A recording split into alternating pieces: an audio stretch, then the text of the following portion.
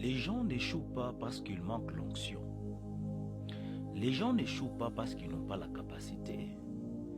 Les gens n'échouent pas parce qu'ils ne sont pas sages ni intelligents. Les gens échouent parce qu'ils n'ont pas la vision.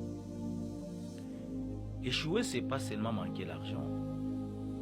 Échouer, c'est pas seulement manquer de véhicules. Échouer, c'est pas seulement manquer de parcelles.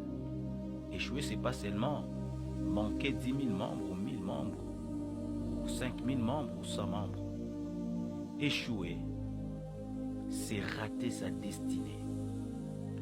Il y a les serviteurs qui ont 10 000 membres, 20 000 membres, mais ils ont échoué dans leur appel. Ils ont échoué dans leur ministère. Pourquoi? Parce qu'ils ne sont jamais libres en esprit.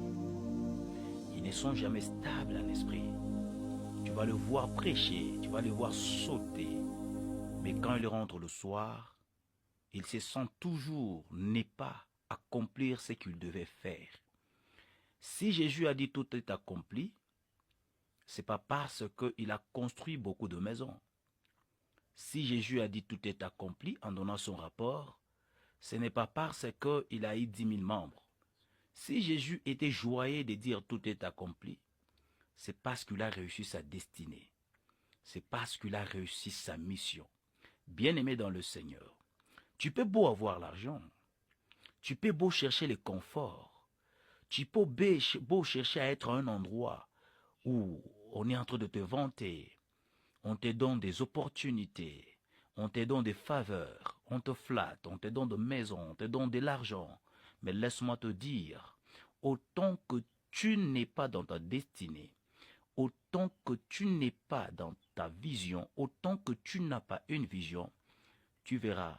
Voilà pourquoi tu vois d'autres personnes, il peut avoir l'argent, il peut avoir les moyens, mais les jours de sa mort, il est en train de pleurer, parce qu'il voit qu'il n'avait pas une vision, et il n'a pas atteint ce qu'il devrait atteindre. J'aime cet homme de Paul qui dit à Timothée, j'ai fait un bon combat de la foi. Il était satisfait de ce qu'il a fait sur la terre. Cela ne voudrait pas dire que Paul avait laissé les enfants à l'université, les enfants avec des grandes sociétés. C'est pas dire que Paul avait laissé des grandes maisons. C'est pas dire que Paul avait laissé des grands guest house, des gros bâtiments. Mais Paul a accompli sa mission et il était heureux, très heureux de dire « Je fais un bon combat de la foi ».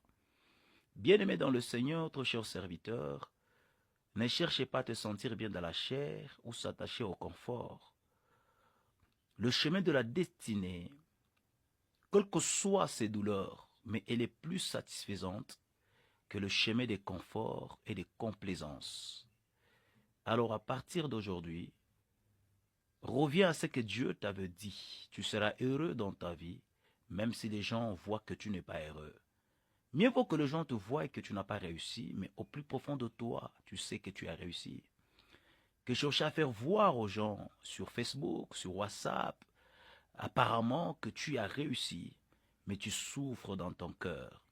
Car personne ne peut tromper la conscience de sa destinée. Tu peux beau présenter les gens ta maison, tu peux beau leur présenter ton salon, ils peuvent te dire félicitations, mais au plus profond de toi tu souffres car c'est pas ça ta destinée. Car tu n'exprimes pas la joie de ta destinée, la joie de tes objectifs et de ta vision. Que Dieu vous bénisse. C'est toujours votre humble serviteur, le pasteur Gimbayo.